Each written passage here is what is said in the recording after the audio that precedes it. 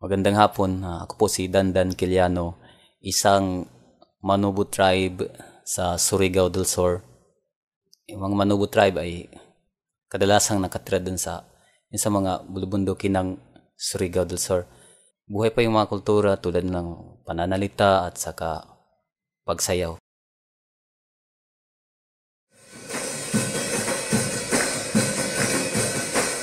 Sayaw namin na Manobo is sa isang sayaw, for example na lamang sa binaylan.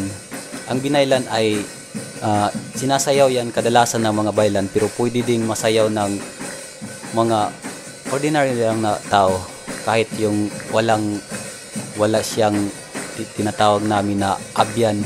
Abyan is yun siya ang parang spirit na papasok sa katawan ng isang tao at siya yun ang magabay kung ano ang gusto niyang iparating.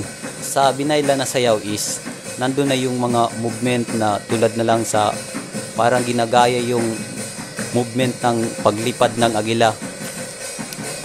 agila at saka yung mga tao din sa palibot ay nakaintindi na sila kung ano ang ibig sabihin ng pagtaas ng kamay, kasi for example na lamang sa pagpataas ng kamay is parang it symbolize na nagpupuri at nagbigay appreciation sa mga sa God.